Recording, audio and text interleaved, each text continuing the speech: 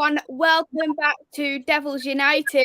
Today I've got a special guest, Dharmesh from Sky Sports News. An absolute pleasure to have you on, Dharmesh. Thank you so much for coming on, and how are you? I'm very well, Maisie. Thank you for having me on. I'm looking forward to it. I can't wait either, to be honest. It's going to be really good to discuss football, discuss transfers as well. So really looking forward to the channel, having you on the stream. Everyone who's watching as well, thank you all for tuning in so far, and I hope you all enjoy the stream. So I know that you're a journalist there for Sky Sports News. A lot of people who do watch my channel are interested in getting into journalism. Me, for myself, I've always wanted to look at being a journalist or a pundit one day in the future as well. How did you get into journalism?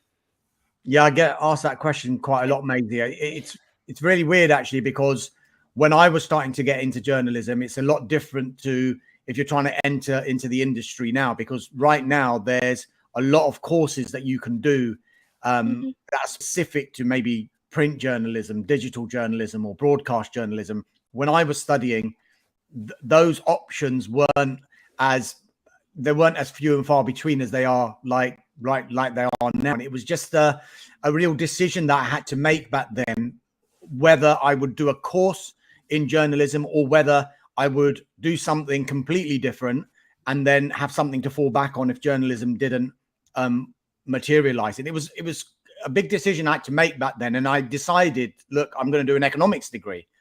So I ended up doing an economics degree, and I did a media communication masters. Now, from when I was about 5 or 6 years old, bizarrely, I've always wanted to be a sports reporter. But the more I heard about sports reporting, as much as I still wanted to do it, I just heard how competitive it was to get into it. So with a bit of advice, I was told, like, don't put all your eggs in one basket, because if I was to do something that was just related to journalism and it didn't work out, what would I do then? I would have to re-educate once again. So I just thought, sort of a calculated risk. I thought, let me do something that's not involved with journalism and an economics degree. I did a media communication masters, which you may think, yeah, that would have helped you get in. It didn't really, because it was an MSc and not an MA. So there was no real practical element involved in that course at all. And it was really what I did after my masters that really got me into the industry. So I just effectively, and it can be different for so many different people, because everyone's route into the industry, I've heard, is very different. And I decided after my masters, I'm going to give myself 1 year to try and become a sports reporter. So when I'm bald and old, like I am now, I don't look back and think, what if I'd actually given it a go? So I basically just, and this is going to sound quite basic, but I just wrote to sports people. I typed up a letter. I gave myself a name, as in I called myself the Offside Sports Agency. Hopefully that didn't exist at the time. Otherwise I was probably a few toes. And I just wrote to players and sports people and just asked them if they would like to be interviewed by me. And I said, look, a few magazines are interested in the piece. And I would type up the letter. I'd put it into a windowed envelope so it wouldn't look official and it wouldn't be fan mail or anything, even though some of the responses I did get was a signed photo, even though it was asking for an interview. And within that letter, I put in, I don't know, when I was at school, you have to, when you wanted to go on a school trip, you have to sign something and you have to slip off the letter. So I basically put a little form in there. It just said I would not like to do the interview, date, time, place. So they only had a few things to fill out. And then I put an envelope with my address on it. And then after about 2 weeks or so, it was like receiving exam results. It was like that nervous energy. And I was getting these letters through my letterbox again. And like miraculously, when I look back now, I got like 40 interviews or something, 40 or 50 interviews that year. Like, and it was, and I got like 40 pieces in print. So I was suddenly getting my byline in magazines and stuff. So I was like, right, this is great. This is brilliant. So the only problem with it was the money I was getting for the piece would just go on correspondence and would go on travel for the next piece, because it wasn't just, I wasn't restricting myself. I live in London. I wasn't restricting myself here. I interviewed Les Ferdinand back in the day. That was back in 96. I went all the way up to Newcastle to interview him. So you can imagine all the money that I was making wasn't really getting anything. But what I was making was my name, really. So I was getting my name out there.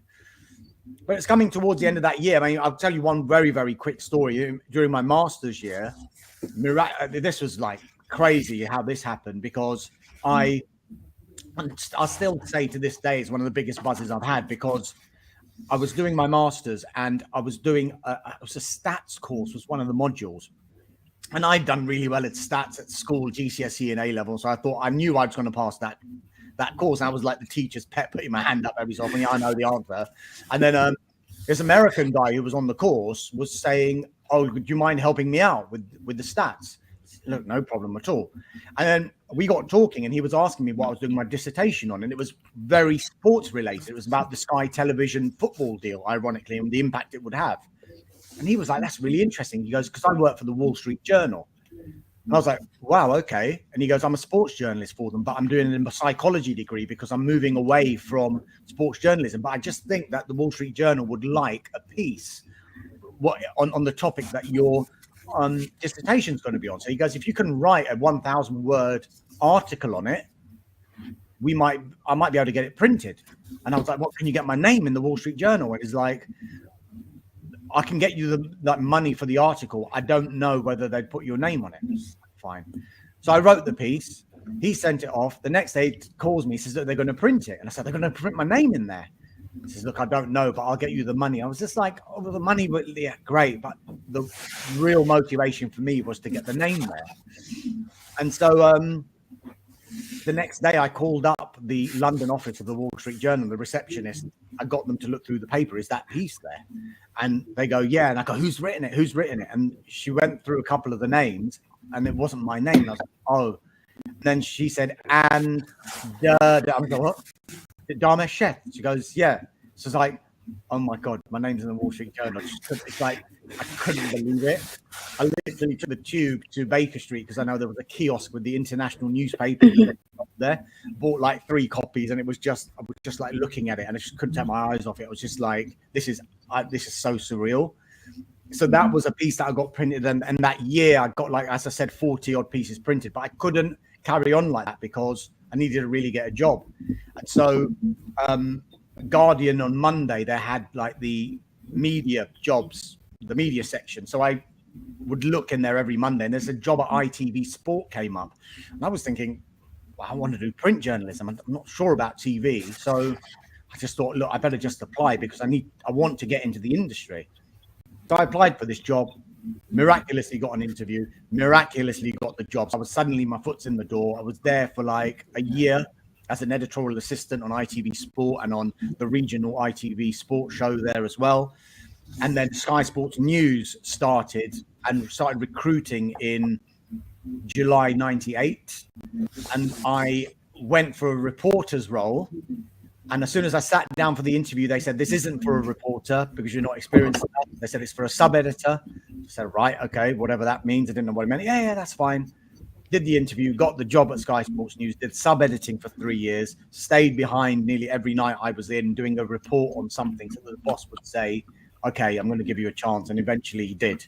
And so, to cut a long story short, he then gave me a reporter's job. I've been doing that since 2001. And then since then, I've kind of like added a few strings to my bow, like podcasting. I do presenting as well, and the regular reporting stuff too. So it's been quite a journey, but it's been an interesting one. It's been an absolute inspirational story there for anyone who does want to get into the journalism. How did you end up getting into the transfers business? Because I know you're on Sky Sports quite a lot in the summer and in January in particular as well, aren't you? I mean, it wasn't, probably a little bit by accident in a way, but only because when I first started reporting, the best piece of advice that I got, and I'm sorry if I'm preempting any of your questions here, but I always get asked, what's the best piece of advice that you've been given or that you could give? And the best piece of advice that I've been given, which leads on to the transfer stuff, is I remember sitting at my desk. This was within a month of me getting that reporter's role, and my boss walked past me, and he walked past and he came back. Oh, by the way, Dharmesh, what's your contact book like? And I was like, what's that? Right. He goes, right. The challenge is every shoot that you go on, every person that you interview, whoever it may be, any event that you're at, I want you to come back with a number, whoever it is, because you just don't know when you're going to need them. And I was like, right, okay. And it's the best piece of advice I've had. So I would meet players, agents at any various events or jobs that I would go on. And then I built up my contacts list and my contacts book. And now I've got like, I've whittled it down to a certain section of people that I know that I trust. And a lot of them happen to be involved, all these agents, obviously they would be, in transfers. And so I think more Sky Sports News almost stumbled across it as well, because I remember one year, it was 2008, I want to say, 2008, 2009 season. And Andre Arshavin joined Arsenal. And our reporter, one of our reporters, we didn't have a deadline day or anything like that. So he joined on that deadline day, but it was snowing on that day when he was stood outside the Emirates Stadium waiting for this deal to happen. So they would continue going to live to him every hour in the snow. Is Arshavin there? And finally, Arshavin would emerge right at the end saying, I am Guna. And it was just like great telly. And then I think the boss, something just twigged in his head. He said, hold on, we're onto something here. And then it's kind of just evolved from, I think, from around that period when Arshavin joined, and then you had the likes of Dimitar Berbatov going from Tottenham to Man United, when you had that shot in the Old Trafford corridor with Ferguson and Berbatov walking. And the same day Robinho went to Manchester City. All of these things, I think they suddenly thought, hold on, this could become something quite big and an appointment to view. And I think it's just continued and developed from that. I think there was a bit of a turning point. I mean, I'm sure you've seen all of the footage and stuff. Like the fans we were with the fans quite a lot at training grounds, and fans would gather. And it got to a point where it was fine. But then one or two incidents started happening, and then you just thought they're going to have to like just tweak the coverage a little bit. So now, part of it's done in the studio, part of it's done at training grounds. And so it's a whole mix of things, but it's still an appointment to view, I think. And it's still an incredible thing. So I think I kind of stumbled across it in a good way, because I listened to my boss and continued to get those contacts. But I think Sky Sports News, I think, also saw an opportunity as well a few years ago to think, well, this could be an event, and it's proved that way. Mm-hmm. And there was a couple of questions here in the chat what I thought was quite good, and the question is, I'm going to put it both into one. If you could give yourself any tips to your younger self, what tips would you give to yourself now, from you now to your younger self? And for anyone who does want to pursue a career in football, what tips would you give to them people as well? The tips I'd give myself now, like I said to you, that was the best piece of advice I was given, was the contacts book. And I guess I would, if I had any doubt at that time, was that good advice or not? It's proven to be good advice. So I think I probably would have pursued and got even more numbers when I had the opportunity back then. It's a little bit more difficult now, only because, a lot of the players are protected. You don't get to really like see them like on a one-on-one basis without someone from the club being there or anything. So it's difficult to like really properly engage, but you can still have that opportunity. So that's why, the agents have become pretty useful to people like ourselves. So I would still say that would be the bit and the bit of advice that still stay strong with me, and I'm glad that I followed. I probably would have pursued it a little bit more. And what was the second part of the question? If you was to give any tips to anyone who is wanting to pursue a career in journalism, what tips would you give to them people for now? Yeah, look, I'm going to sound really boring here again. I think it is. You're as good as your contacts book, I think, and I think there's always just do things the right way.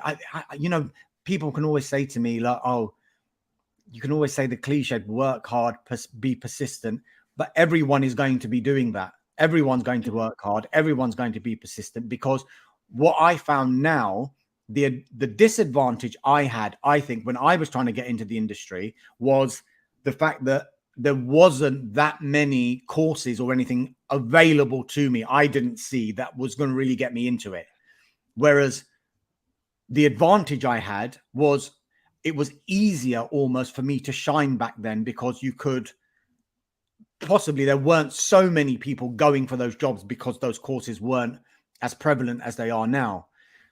And by the same token, I think the advantage people have going to get into the industry now is all of these courses are available.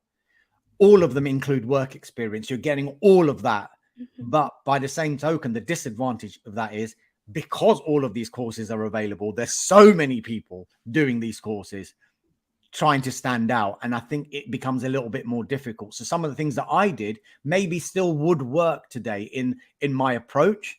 But I would say, look, of course, you're going to have to work hard. You're going to have to take some knockbacks. But I would always recommend trying to get as much work experience as you can in every kind of medium and every kind of platform that you can. Because what I found as I've gone through the years at Sky Sports News is I'm not just a broadcast journalist anymore.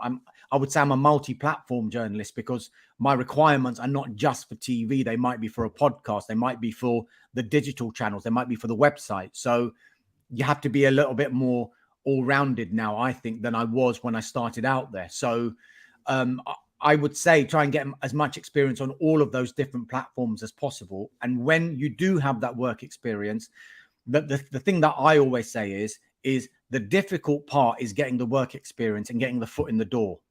That's the difficult part. But once your foot's in the door, it's how you wiggle your toes. That's going to dictate what you do, because it's all well and good having work experience and putting that down on your CV. But if you're just going to go and do the work experience and just do what you're told and just say, yeah, I'll do this, just knock on a few doors in there. Just bother people, because that's where the persistence will pay off, I think.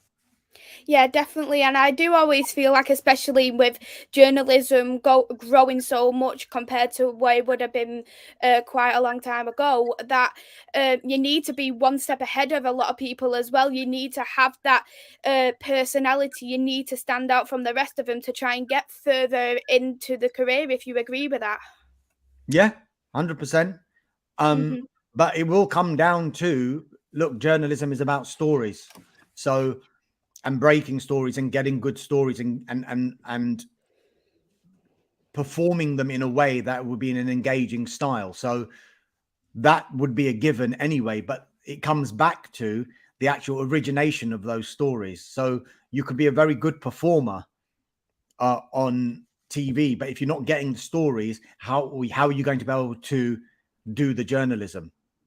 So it needs to be all of that. And I think the importance of just making contacts, networking, trying to go to all of these events. There's so many events where there'll be so many people that you can pick the brains from, that I think there's so many opportunities to be able to do that.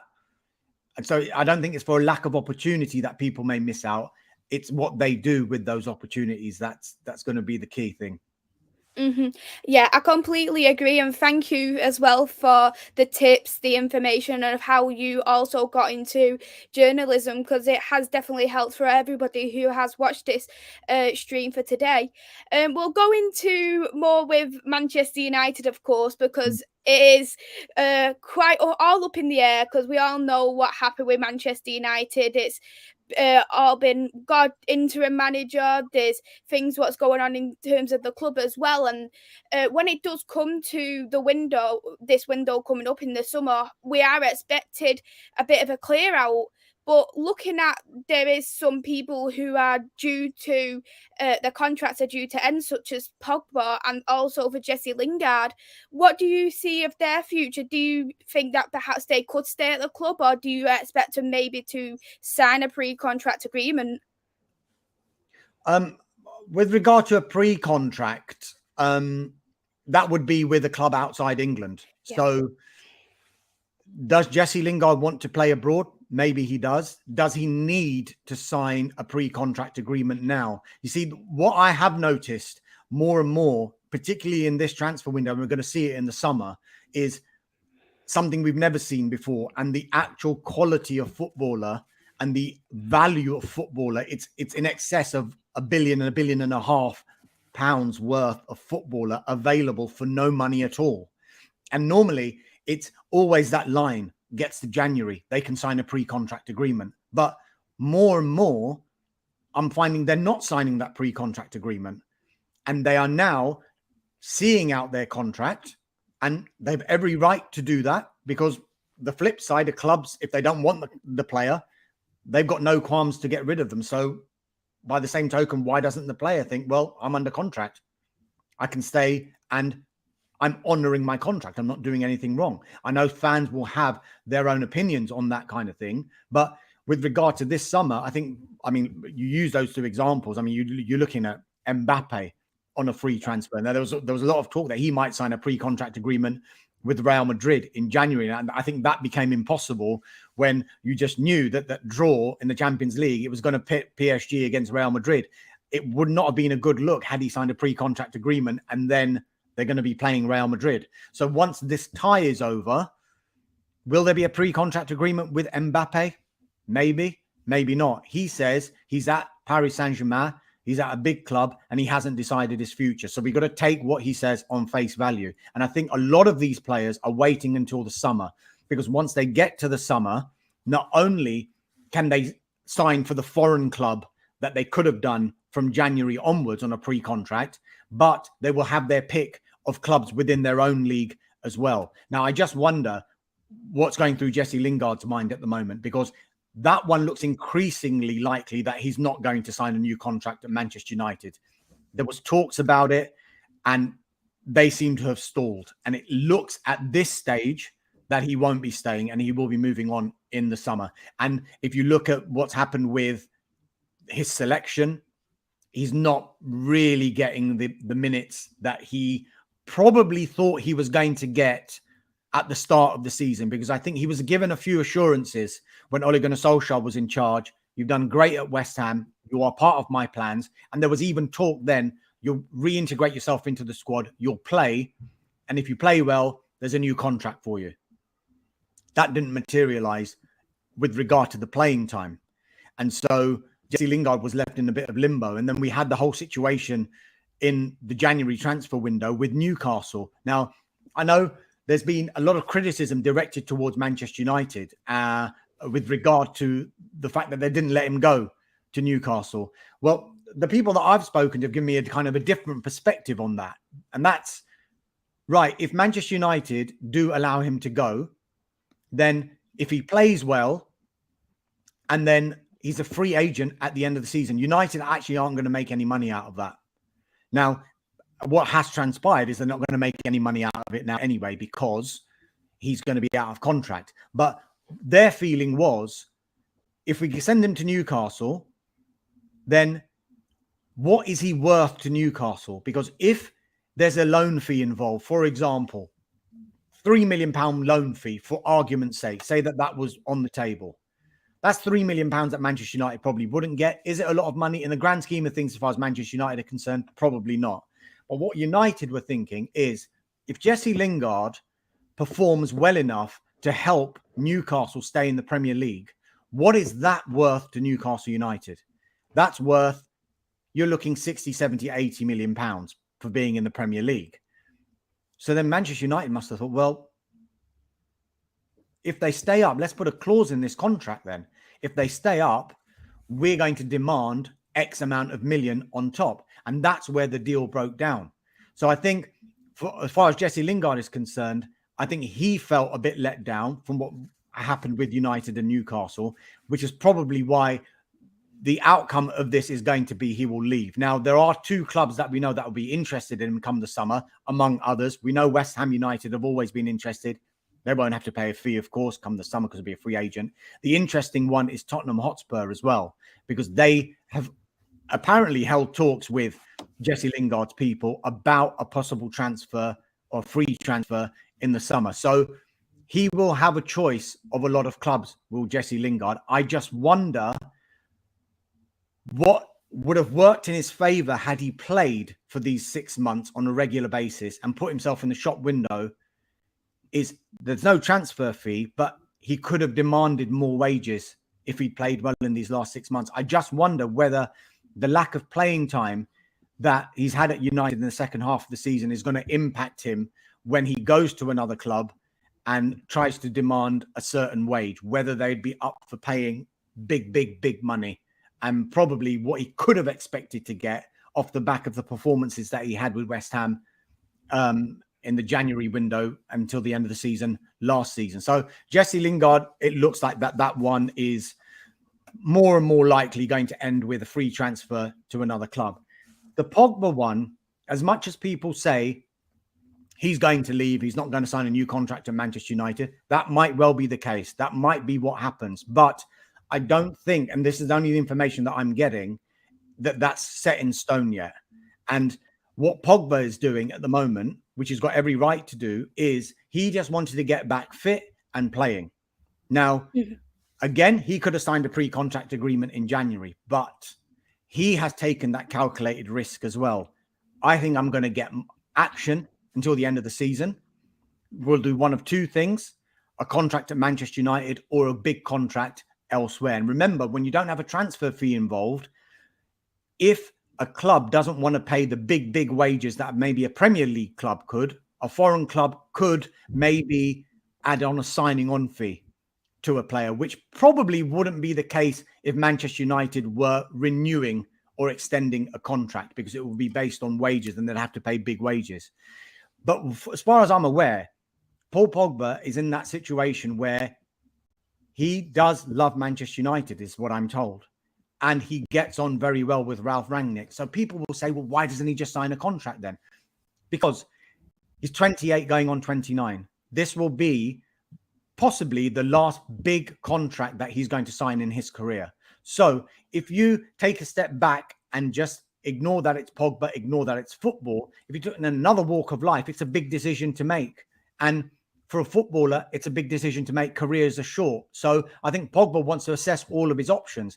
And it should be said, one of his options does remain Manchester United. There's a contract offer on the table that hasn't been accepted or rejected. And the information I'm getting again is that would actually be worth more than other contracts when he would be going on a free transfer to a foreign club potentially. So from that thinking, it's been intimated to me that it's not a financial decision. There's part of it, of course it's going to be part of it, but it's not been motivated solely as a financial decision, because he wants to get two things right. It's a final big contract of his career, but also for a footballing decision, he needs to know that he's going to be at the right place where he can get the most success. He really gets on with Ralph Rangnick, and possibly he's going to wait before making any kind of decision to find out who the next manager of Manchester United is going to be. Because that manager could come in, he'd be like, this is incredible news. I want to play for him. Let's sit down and properly finalize this contract. All options are on the table, I think, with as far as Pogba's concerned. Yeah, definitely. It is just all up in the air at the moment, and the same there with Anthony Martial. He's currently on loan to Seville at this moment in time. Do you see perhaps maybe Anthony Martial coming back to Manchester United, or do you see himself maybe going to Seville or a different club? I think with this one, United have been quite shrewd with how they've done this deal, because they know they've got Martial on a long-term contract. So the pressure on any kind of sale or any kind of deal with him is not there so much, because they know that they've got the advantage of him being under contract. It's not the fact that he's into the final year. we need to get some money for him now. That's not the case. So I think what they did in January was quite shrewd, as I said, in that he wasn't playing. So they decided, right, what shall we do now with Martial? Because if he is going to leave, because he's intimated he wants to leave, if that remains the case come the summer, if United had made a deal with Sevilla in January, which was a loan with an option to buy or an obligation to buy, United's thinking was probably, he's not playing at the moment and he's made it clear he wants to leave. So what kind of option price are we going to get for a player that we've spent a lot of money on? Nowhere near what we've spent the money on. So United decided, right, let's send him, we'll allow him to go on loan if the deal and the club is right until the summer. Now, one of two things will happen. He doesn't perform and he comes back to Manchester United and his value is going to be what it would have been back in January when United wouldn't want to sell him for a price like that. On the flip side, if he performs well until the end of the season and then he comes back to Manchester United, one of two things can happen. He might want to see who the new manager is, but if he still wants to leave, his value would have increased because he would have performed very well on a loan spell, so that when Manchester United come to do a deal with a potential club, they can say, well, look, he's been performing absolutely fantastically here. This is the price that we're going to want for Anthony Martial. Whereas if he'd stayed and there'd have been an option price, I don't think they would have had that option to raise that value so much. Mm-hmm. Yeah, definitely. I completely agree. And just as you touched on before, this summer transfer window, it is going to be such a big transfer window, not just because of the price tags. Another reason for me is the World Cup being in 2022, of course, in the winter. And I feel like a lot of clubs, a lot of players will think, well, I'm not getting the game time here. I want to, of course, go on loan, or I want to make my transfer move to somewhere where is going to give me that game time, and we try and get into the World Cup, my country, for World Cup 2022. And I thought this was going to be the same for the January transfer window, and we've seen a lot of loanees. I think a lot more loanees than what we probably would have expected as well, in my opinion, just due to the fact of the World Cup, and they want to impress their manager who plays for internationally. In terms of Manchester United in the summer, what kind of strategy do you think they'll go for, knowing that there is going to be that little bit of a clear out? Do you think they're going to look at based off the age, or just based off profile, or just based on what positions we need to strengthen in? Just picking up on what you were saying there, there's a really interesting point about the loans and in January. And you can relate that to players like Jesse Lingard and Donny van de Beek, because they want to be part of the World Cup squad. I mean, Donny van de Beek is completely out of the picture at the moment under Louis van Gaal. And had he stayed at United, the way it was going, he wasn't getting that first team action. And I think United, rather like what they did with Martial, they knew that Van Dijk was under that long-term contract, so they weren't under that pressure. So it's a no-risk strategy that they kind of take, a minimal risk strategy, with regard to Van de Beek. I think they might have even preferred Van de Beek to maybe have gone to a foreign club, because if he goes to a foreign club, I think United would have had more confidence of him performing even better than he is at Everton in the Premier League, because there's obviously doubts. And I'm just saying this. I've got no intel on this, but I'm just saying this because of the game time that Donny van de Beek has had.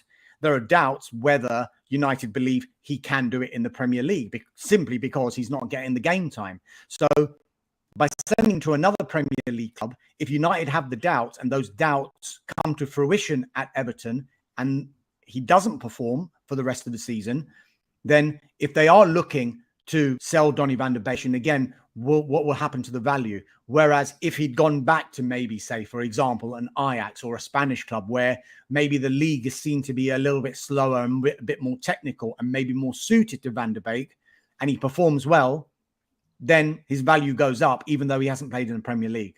So I think they've tried to minimize risks with some of those players, have United. The Pogba situation, of course, is different because there's still a chance that they want to really tie him down to that new contract, but they do know that Pogba holds the cards here. That's it's as simple as that. With some of a player entering the final 6 months of their contract, they're going to hold the cards. As far as the strategy goes for the summer, this is going to be very, very interesting, because you ask many, many United fans, and I've spoken to plenty of them, they just feel that this summer is so key now for Manchester United if they are going to really establish themselves again as realistic challengers to the likes of Liverpool, Manchester City, and Chelsea and the like. Now, on social media, I always saw is like, announce a central midfielder. Why are they not signing a central midfielder? All the information I had is a central midfielder is a priority, but it's always very, very difficult to bring in all of your targets, especially with the number of targets that United had in one transfer window. The Sancho one was the previous summer and it didn't materialize. And United kept their eye on Sancho, and he was always the number one priority for them. So even before they thought about that central midfielder, even though a central midfielder was on the priority list, they needed to get the Sancho deal done, because if it hadn't happened in the summer, can you imagine the following summer, he's entering the final year of his contract, and then suddenly, yeah, United spent £73 million on him. How much would he be worth then? And then how many more teams can get involved in a deal to buy Jadon Sancho? So I think United's priority, let's get that done. Same with a central defender, and they brought in Rafael Varane.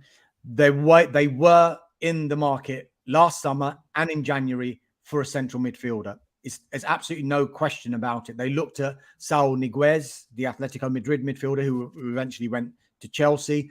Edouard Camavinga was another player that they looked at. He obviously went to Real Madrid. Zakaria, I was told there was an interest in him.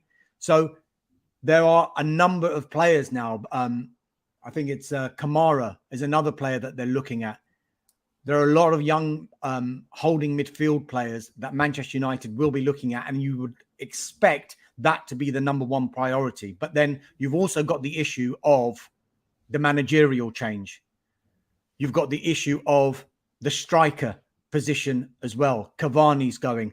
Ronaldo seems to be a lot of question marks over whether he's going to stay beyond the summer. I mean, he's got a 2-year contract with an option of a 3rd year, but there's just noises around that particular position. And you just think Ralf Rangnick has already made it clear. It's obvious that a striker is going to be a priority position for Manchester United in the summer. So then suddenly you're looking at, as opposed to when, I know you hark back to when Sir Alex Ferguson was in charge, and admittedly United were very successful then, but the operations that they used to do then would be minimal. They would just top up the squad. They tweak it, bring in 2, lose 1, bring in 2, lose 1. Whereas it just feels like since Sir Alex Ferguson has left, there seems to be a real continuous revolution and a selection of managers that bear no resemblance to the previous manager, and the philosophies of each manager so different. So that when a new manager comes in, I don't like these players, I need to get these other players in. And then what ends up happening is by the time Ole Gunnar Solskjaer had left, it's a real mishmash and an imbalanced squad that needs to get sorted out. But I think what United have done is probably the wisest thing. They didn't rush into a permanent managerial appointment. They've done this right. Ralf Rangnick, you come in till the end of the season, go into an advisory role. So you, as Gary Neville says, he'll train the team and then he'll train the club. So that's what I think United are looking to do. But then you're going to have that appointment of the manager, because that's going to be key now to everything that United do. The structure is starting to be built at United. And I think that it's long overdue. It's starting to be built in the background. The sporting director, the presence of Ralf Rangnick.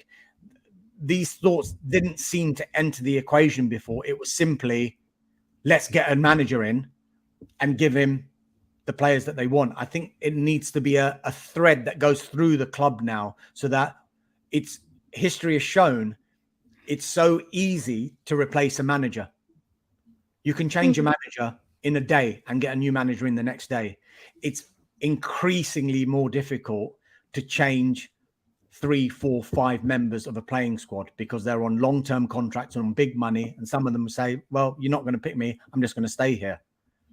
And that is the issue that United are having at the moment. But I think there are just seeds that you can see there. And I could be wrong. And I'm sure people will comment on this, and on social media, they'll say, no, United are in big trouble.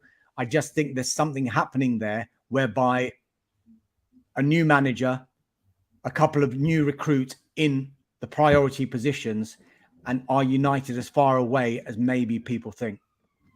Yeah, it is definitely interesting to see on what is going to happen to Manchester United in the next so many months. But looking back at this last transfer window, do you think it could have been easier maybe to do what Man City did with Pep Guardiola? So announce the management during the January transfer window, and then that allowed Ralph to identify some players and then build them up ready for when this new appointment does come in. Well, the thing is, the two favourites for the job, we've been told, are Mauricio Pochettino at Paris Saint-Germain and Erik ten Hag at Ajax. Now, you got to remember, they're in jobs at the moment. So, ideal situation, of course, yes, let's get everything in place. But again, that's easier said than done, because Ajax will say, oh, no, not going anywhere. Mid-season, 100% not going anywhere. Mauricio Pochettino as well. No, under contract. Mid-season, not going anywhere. So, ideal scenario, of course, yes. United would have had that in place. They would have the structure in place. They would have got their central midfielder in. It's not as easy as that, because it's very problematic, particularly during transfer windows, and especially in a January transfer window, to get that kind of business done. Because all clubs, their focus usually is based on a summer transfer window. And it's almost looked at not as a panic month, but after the first half of the season, they see where they are. And if a club is near the relegation zone, they'll think, we need to buy our way out of trouble a little bit. But there might be other clubs who have surprised themselves in the first half of the season and find themselves on the edge of a top 4 or top 6 place and think, this is an opportunity that we didn't think we'd have. Let's invest a bit of money in January on maybe a longer term target that could have become available. I mean, you look at Liverpool and Man City are prime examples. They didn't need to strengthen, really, if you look at their squads. And what Liverpool did, Luis Diaz wanted to do that deal in the summer.